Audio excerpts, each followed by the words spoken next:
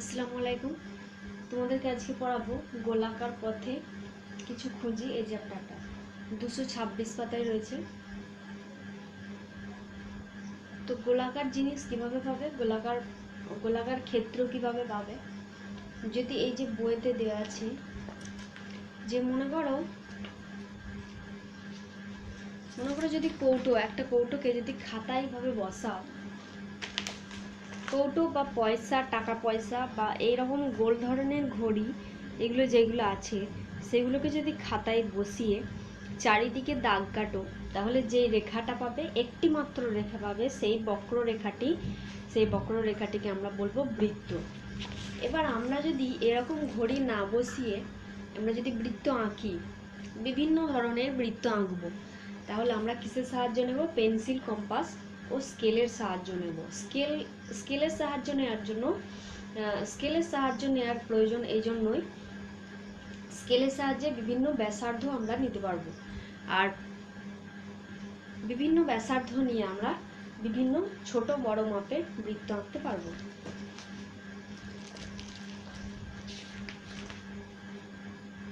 এবার আমি ধরো এখানে একটা বৃত্ত অঙ্কন করছি।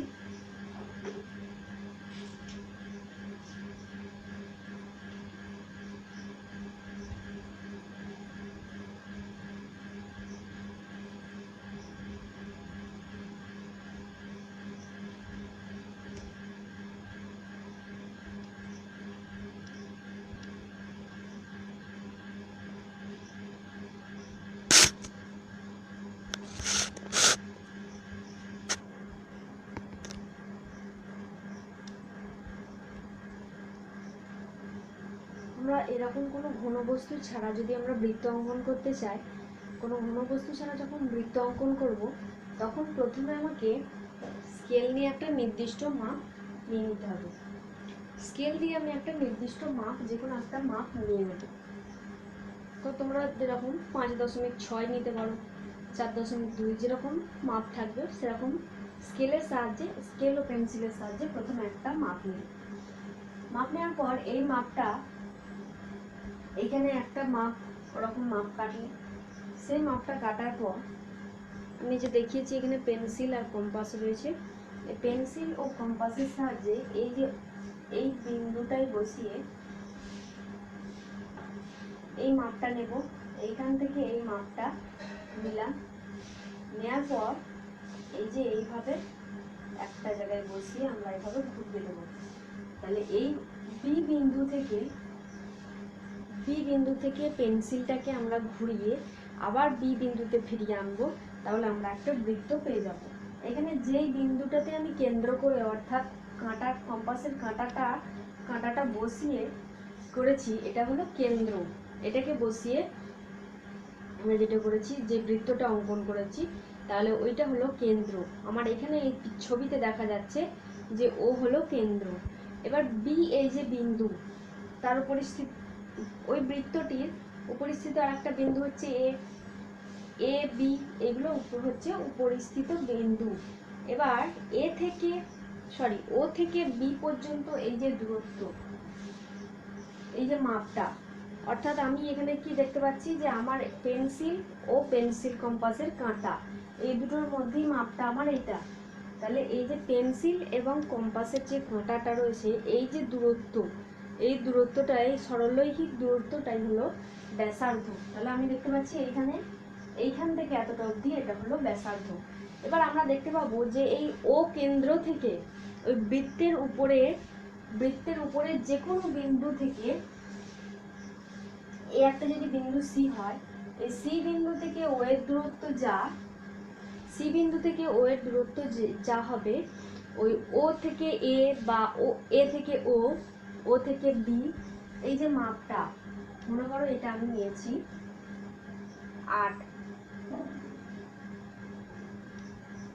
8 সেন্টিমিটার নিয়েছি মনে করো।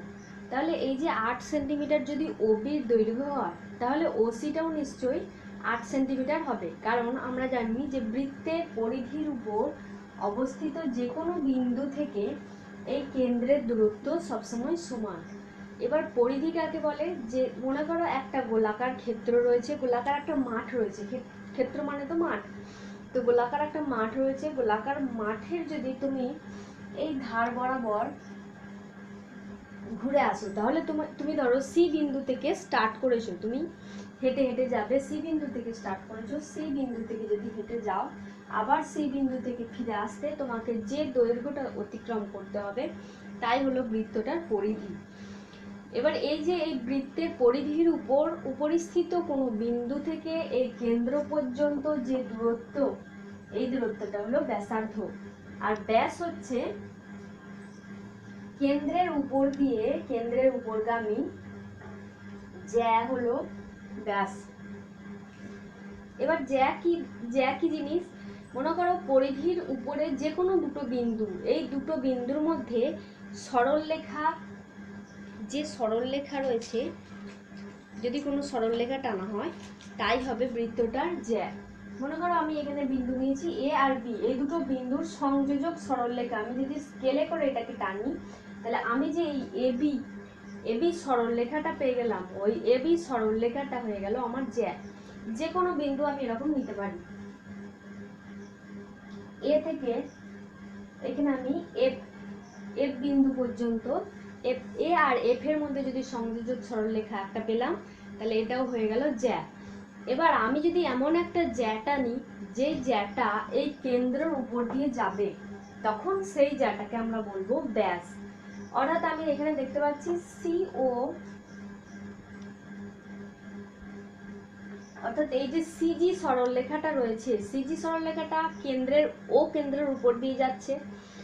আমি এখানে হাতে এঁকেছি, তোমরা সবাই স্কেলে করবে।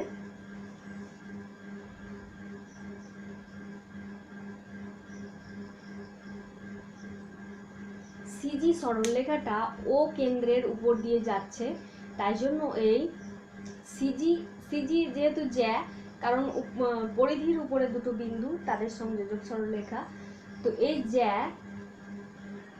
জ্যাটা হলো ব্যাস। এবার বৃত্তের ব্যাস আর ব্যাসার্ধের সম্পর্ক কি রয়েছে, বৃত্তের দেখতে পাচ্ছি আমরা বৃত্তের ব্যাস যা বৃত্তের ব্যাসার্ধ যেটুকু, ব্যাস ঠিক তার ডবল, অর্থাৎ ব্যাস হচ্ছে দ্বিগুণ ব্যাসার্ধের। অর্থাৎ যদি সম্পর্কটা এইভাবে লেখা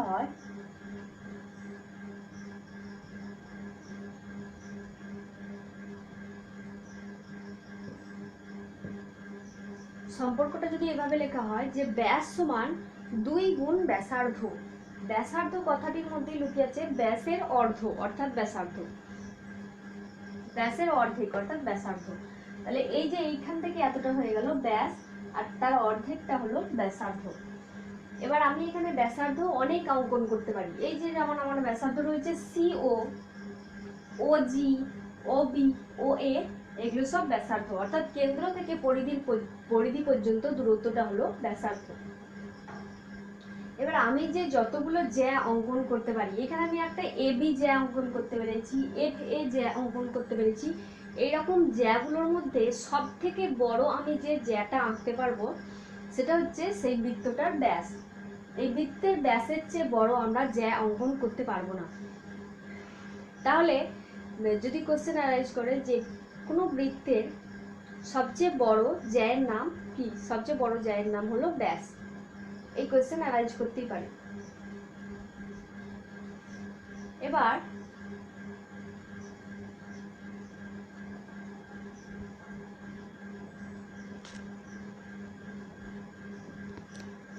এবার যখন এখানে আমি একটি মাত্র বৃত্ত অঙ্কন করেছি, এবার যদি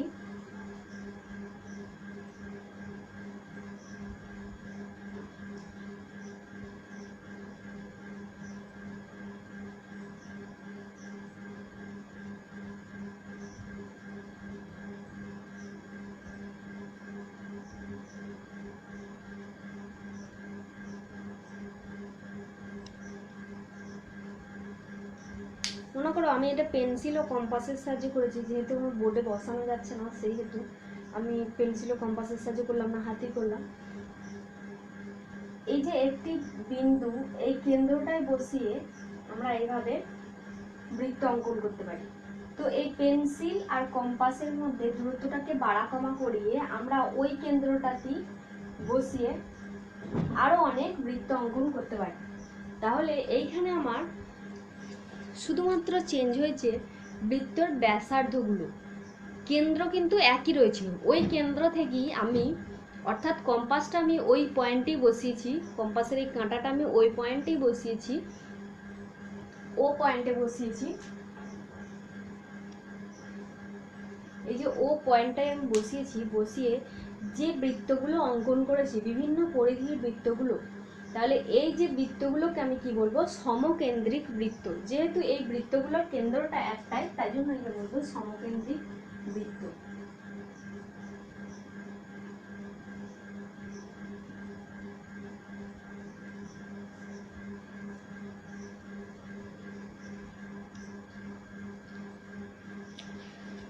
এবার যখন তোমাদের কোয়েশ্চেন অ্যারাইজ করবে যে মনে করো দুটো বৃত্ত রয়েছে,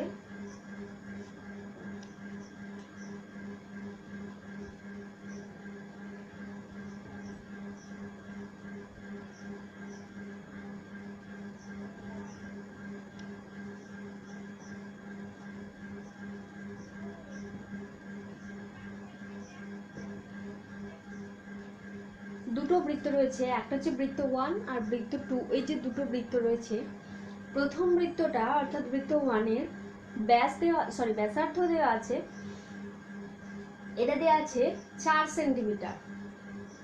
এটা সাপোজ ধরো 4 সেন্টিমিটার, আর এটা ধরো 5 সেন্টিমিটার দেওয়া আছে। তাহলে ব্যাসার্ধগুলোর মাপ যখন দেওয়া আছে যে এটা 4 সেমি,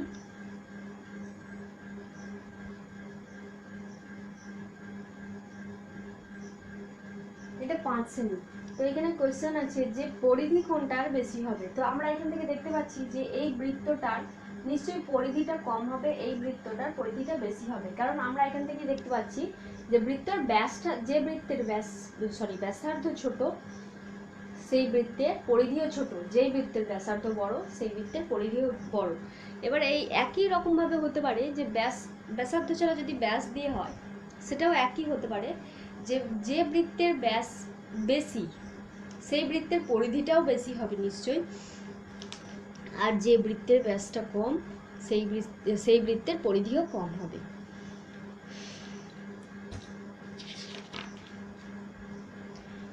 এবার এই যে বৃত্তগুলো অঙ্কন করা হচ্ছে, এই বৃত্তগুলো অঙ্কন করবার জন্য আমার নির্দিষ্ট কি প্রয়োজন, একটা নির্দিষ্ট কেন্দ্র প্রয়োজন এবং একটা নির্দিষ্ট সরলরেখার মাপ প্রয়োজন। আমি সরলরেখার মাপ না করলে নির্দিষ্ট একটা বৃত্ত আঁকতে পারবো না, নির্দিষ্ট বৃত্ত হবে না, যে কোনো একটা বৃত্ত হতে পারে কিন্তু নির্দিষ্ট বৃত্ত অঙ্কন করতে পারবো না। কেন্দ্রটাকেও নির্দিষ্ট হতে হবে আর সরলরেখার মাপটাকে নির্দিষ্ট হতে হবে, তাহলে আমরা একটা নির্দিষ্ট বৃত্ত অঙ্কন করতে পারবো। এবার এই যে বৃত্তগুলো আছে, এই বৃত্তগুলোর মধ্যে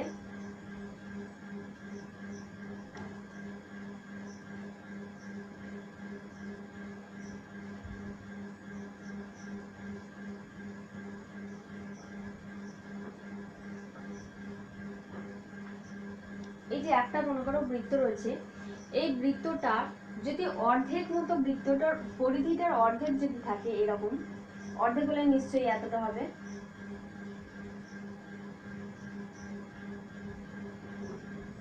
তাহলে এতটা মুছে দিই। তাহলে এই বৃত্তের অর্ধেক, এটা হলো অর্ধবৃত্ত, এটার নাম হলো অর্ধবৃত্ত।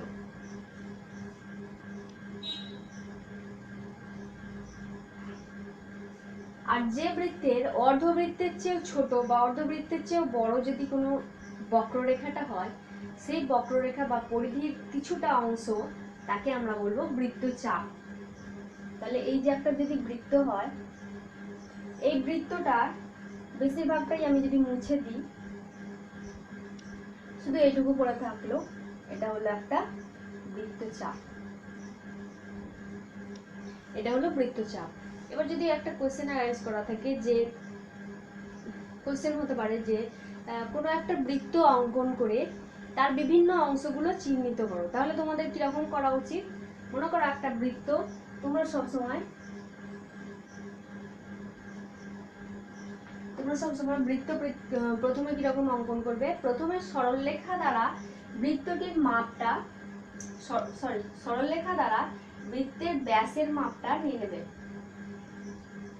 ভুল হলো, ব্যাসার্ধের মাপটা নিয়ে নিলে। ব্যাসার্ধ মনে করো 5 সেমি।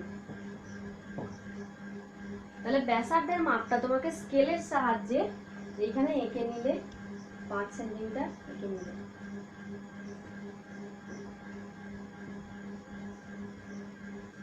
তারপর তোমাদের যেটা নিয়ম যে 5 সেন্টিমিটার এইখানটায় নিচে একটা অঙ্কন করলে, স্কেলের সাহায্যে 5 সেন্টিমিটারটা অঙ্কন করলে। এবার 5 সেন্টিমিটারে একদিকে এভাবে একদিকে পেন্সিল আর একদিকে কম্পাস যেভাবে লাগাতে হয়, স্ক্রুটাকে খুলে পেন্সিলটাকে এভাবে ভরে ঠিক সমান সমান করা হলো, মোটামুটি কাছাকাছি সমান সমান করা হলো। এই এবার আমি এটাকে বাড়িয়ে কমিয়ে এই যে মাপটা এটা নেব,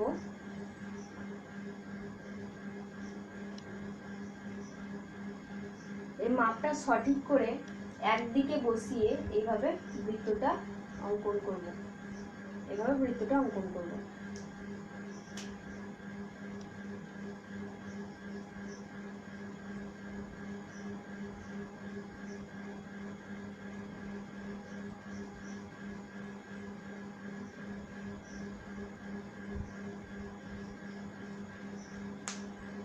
যেহেতু আমি হাতে অঙ্কন করছি তো একটু টেরে বেঁকে গেল।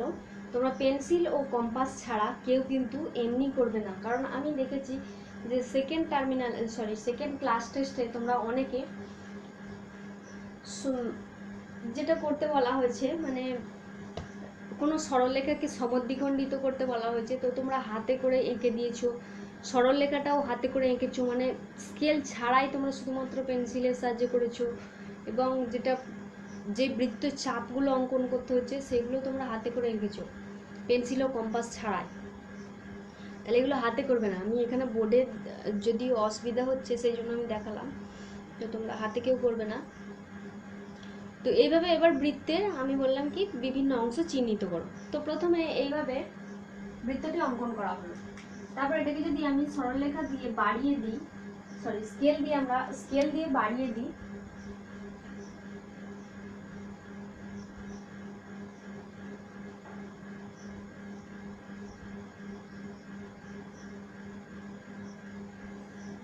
এইভাবে আমি এখানটা লিখে দিলাম 5 সেমি ব্যাসার্ধ বিশিষ্ট বৃত্ত।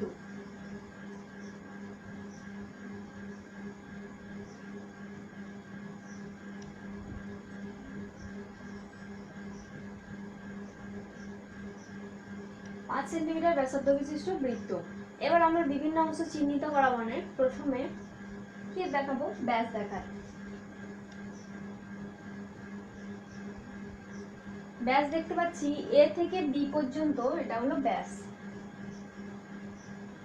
আমি একটা জিনিস শিখিয়েছিলাম যে যদি সরলরেখা হয় তো মাথায় এরকম সরলরেখার মতো চিহ্ন দেবো, যদি বক্ররেখা হয় তাহলে এরকম বেঁকা দেবো।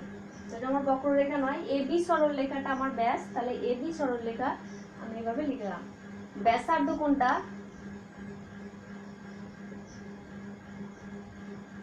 ব্যাসার্ধ এখানে ওসিও হতে পারে, ওবিও হতে পারে, ওএও হতে পারে, যেই তিনটের মধ্যে যে কোনো একটা আমি লিখতে পারি, কারণ কেন্দ্র থেকে পরিধির উপর বিন্দুর এই সংযোজক রেখাটা হলো ব্যাসার্ধ। তা আমি এখানে ওসি এই সরলরেখাটা লিখলাম। তারপর কেন্দ্র কোনটা, কেন্দ্র হচ্ছে ও, এই যে এই মধ্য বিন্দুটা হলো কেন্দ্র।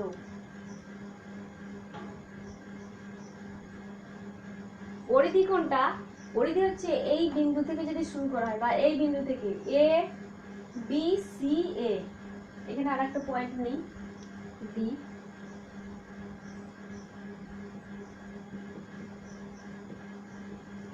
পরিধি হচ্ছে এ ডি বি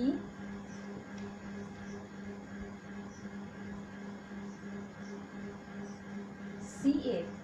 সি এর পরে আবার কিন্তু এ তে ফিরে আসতে হবে, A D B C A. তো এইখানে আর মাথায় কার্ভ দেওয়ার প্রয়োজন নেই, যেহেতু আমি এ ডি এইখানে অনেকটাই লিখেছি, এখানে মাঝে আমি অনেক পয়েন্ট নিয়েছি, এই জন্য লেখার প্রয়োজন নেই। যদি আমি এরকম নিতাম A B C A, sorry A B A যদি নিই, তখন এইভাবে কাট দেওয়ার প্রয়োজন ছিল। এভাবে আমি লিখবো না, আমি এখানে মাঝে অনেক পয়েন্ট দিয়েছি, এডি বিসি এ, এটা হলো পরিধি। আর চাপ, যদি বৃত্তচাপ, বৃত্তচাপ কোনটা, যে কোনো একটুখানি অংশ পার্টটা এডি, এই বক্ররেখাটা বৃত্তচাপ হতে পারে, বিডি বা সিবি বা সিএ, যে কোনো হলো বৃত্তচাপ। তাহলে বৃত্তচাপ যে কোনো একটা পার্ট লিখে দেবো, এবি এই বক্ররেখাটা লিখে দিলাম। অর্ধবৃত্ত কোনটা হবে, নিশ্চয়ই তাহলে এসিবি, এটা হলো অর্ধবৃত্ত।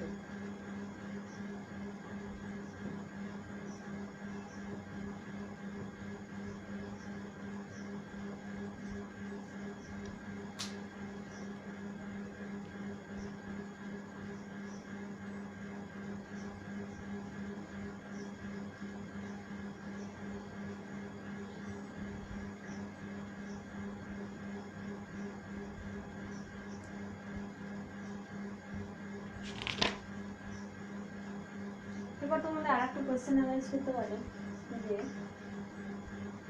তাহলে এই কোয়েশ্চেনটা পুরো কমপ্লিট হয়ে গেল, যে কোনো একটা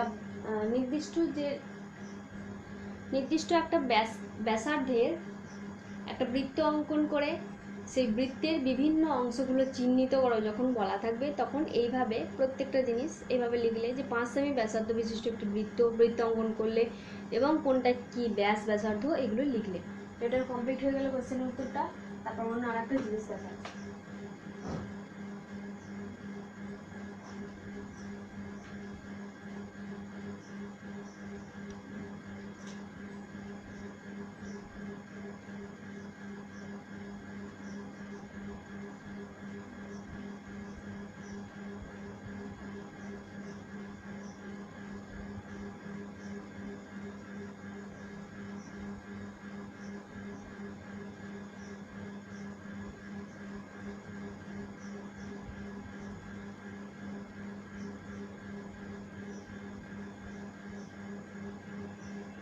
স্কুলে যখন খেলার মাঠ থাকে, যখন 100 মিটার দৈর্ঘ্যের রেসটা হয়, তখন এরকম সরল লেখার মধ্যে আমাদের যখন দৌড়াতে হয়, যখন তোমাদের বন্ধুরা সবাই দেখবে স্টার্টিং পয়েন্টটা, অর্থাৎ যেখান থেকে শুরু করছো সেই পয়েন্টটা সবার সেম একই, আর যেখানে ফিনিশিং পয়েন্ট, যেখানে তোমরা গিয়ে দৌড়টা শেষ করছো, সেখানেও সেই ফিনিশিং পয়েন্টটাও সবার সেম, মানে সবারই একই লাইনের মধ্যে রয়েছে।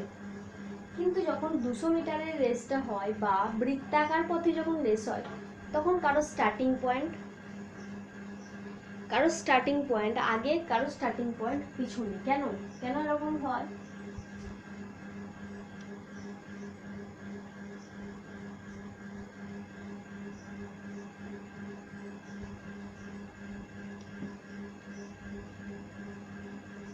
মনে করো এই জায়গাটায় তোমার একটা বন্ধু রয়েছে, তার স্টার্টিং পয়েন্টটা একটু আগে, বি এর স্টার্টিং পয়েন্টটা আর একটু উপরের দিকে, সি এরটা আরো উপরের দিকে, সে এইভাবে স্টার্ট করে উপরের দিকে ছুটবে। তাহলে সবার স্টার্টিং পয়েন্টগুলো আলাদা কেন? কারণ এখানে দেখো বৃত্তগুলোর সবার পরিধিগুলো কিন্তু আলাদা আলাদা, বা এই এ যে ছুটবে, সে যে যতটা ছুটবে,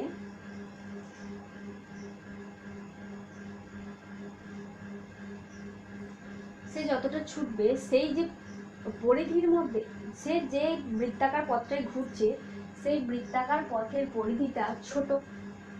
তারপরে বি যেটাই ঘুরছে, সেটার বৃত্তাকার পরিধিটা, সেই বৃত্তটার পরিধিটা আরেকটু বড়, সি এর আরেকটু বড়।